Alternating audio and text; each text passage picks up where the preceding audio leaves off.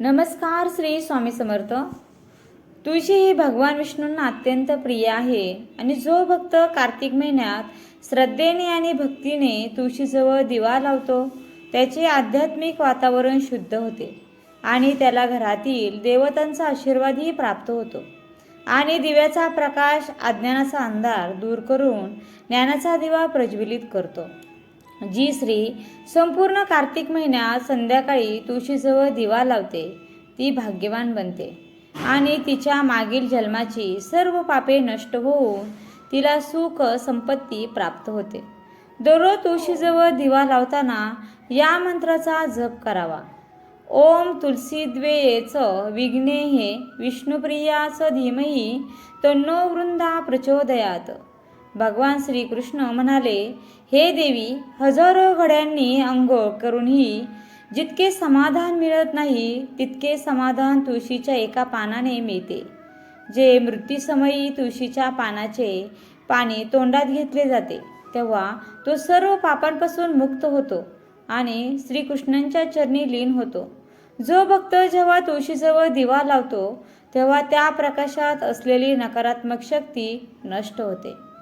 कार्तिक महिन्यात दररोज संध्याकाळी तुळशीजवळ दिवा लावताना ओम नमो भगवते वासुदेवाय या मंत्राचा जप करावा.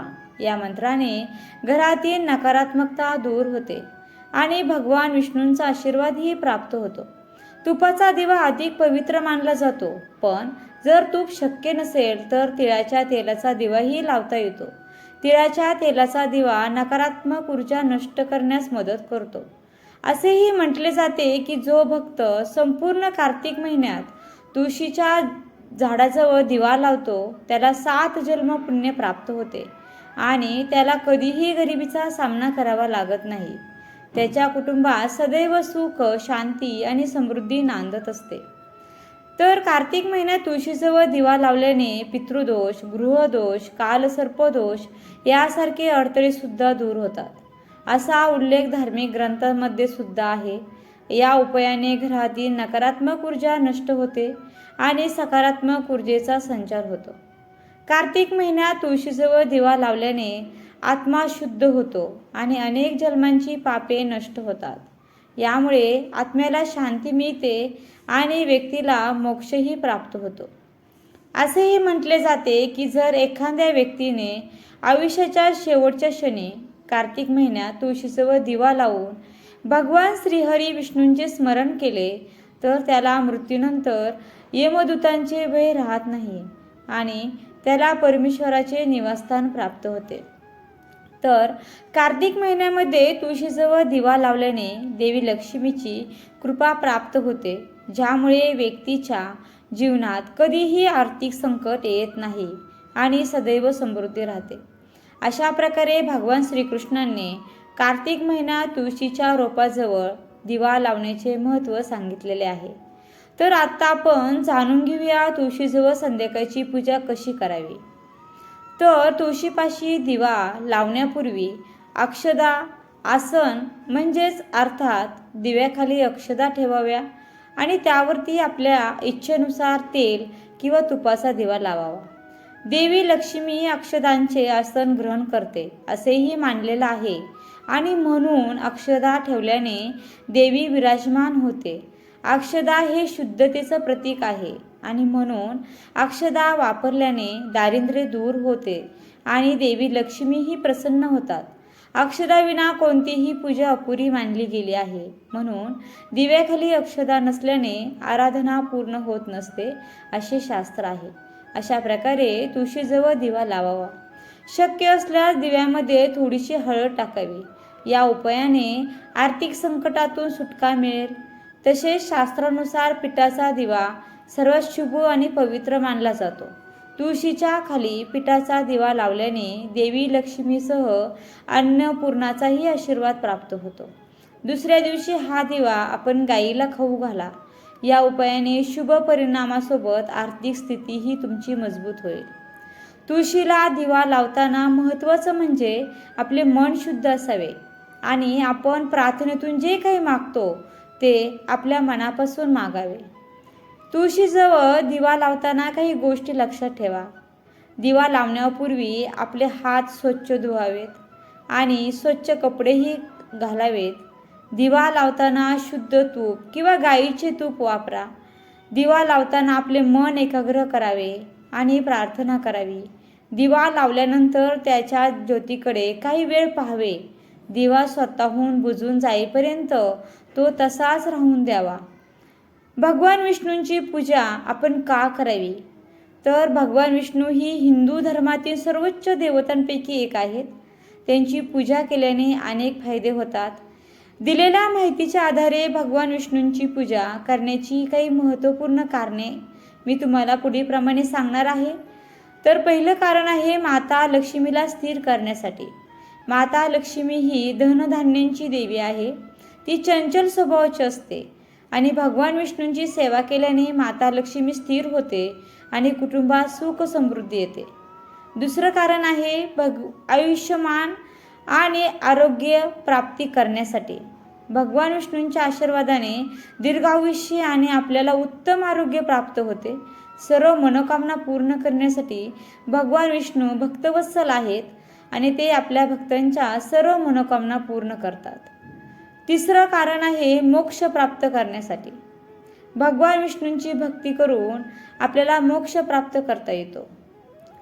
चौथं कारण आहे सकारात्मक ऊर्जा वाढवण्यासाठी. भगवान विष्णूंची पूजा केल्याने घरात सकारात्मक ऊर्जा वाढते, नकारात्मक शक्ती दूर होतात आणि घरात शांती आणि सुख येते.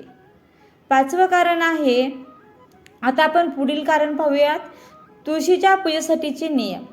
तुळशीला जल अर्पण करण्यापूर्वी कोणत्याही प्रकारचे अन्न ग्रहण करू नये. तुळशीची पाने चाकू, सुरी किंवा नखाच्या मदतीने तोडू नयेत.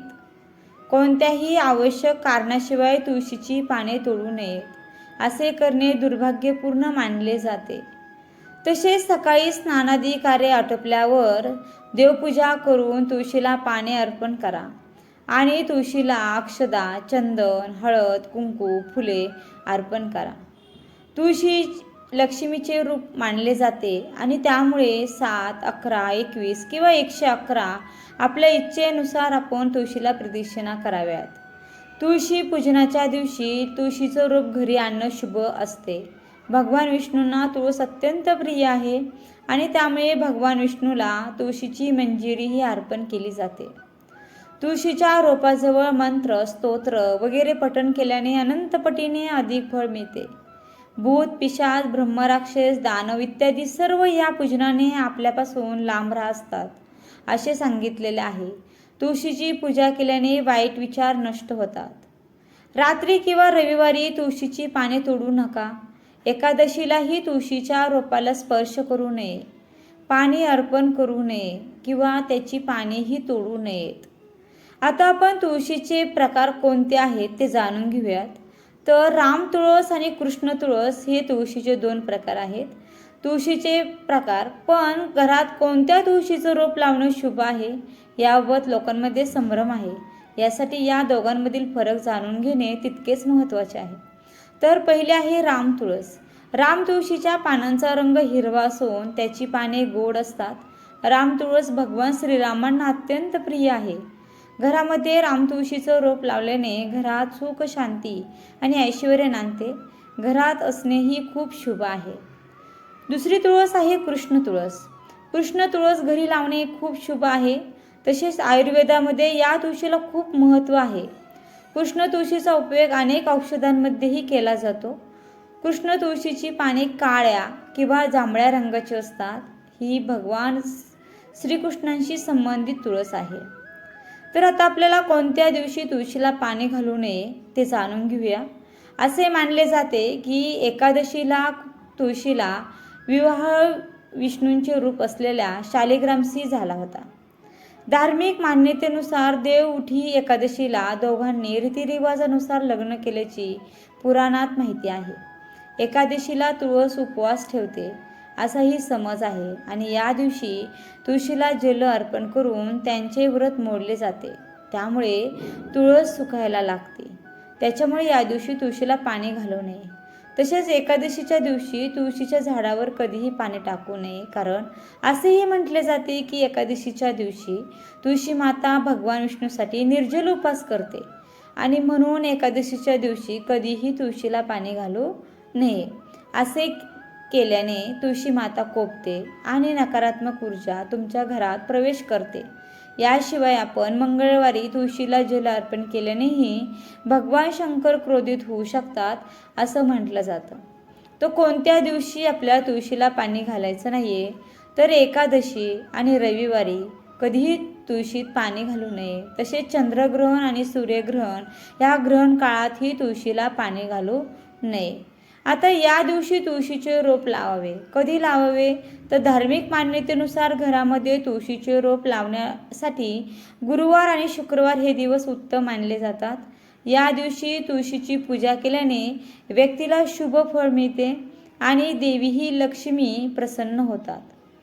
आपल्याला तुळशीची पाने कधी तोडू नये ते पाहूया. द्वादशी, चंद्रग्रहण, सूर्यग्रहण आणि सूर्यास्तानंतर तुळशीची पाने तोडू नयेत, कारण या तिथींना तुळशीजी भगवान विष्णूसाठी निर्जला व्रत करतात. म्हणून तुळशीला पाणी देण्याचा मंत्र. तुळशीला जल अर्पण केल्यास कोणत्याही मंत्राशिवाय तुळशीला जल अर्पण करू नये. मंत्रासोबत नेहमी तुळशीला जल अर्पण करावे. यामुळे लक्ष्मी खूप प्रसन्न होतात. जेव्हा तुम्ही तुळशीला जल अर्पण करता तेव्हा या मंत्राचा उच्चार करून तुळशीला जलार्पण करू शकता.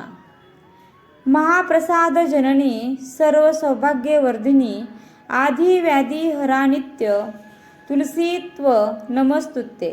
म्हणून आता जेव्हाही तुळशी मातेला जल अर्पण करावे तेव्हा या मंत्राचा उच्चार करूनच जल अर्पण करावे. यामुळे तुमच्या घरात लक्ष्मी वास करेल आणि तुमच्या घरात सुख समृद्धी राहील. आता तुळशीला दूध अर्पण केल्याने काय होते ते जाणून घेऊया.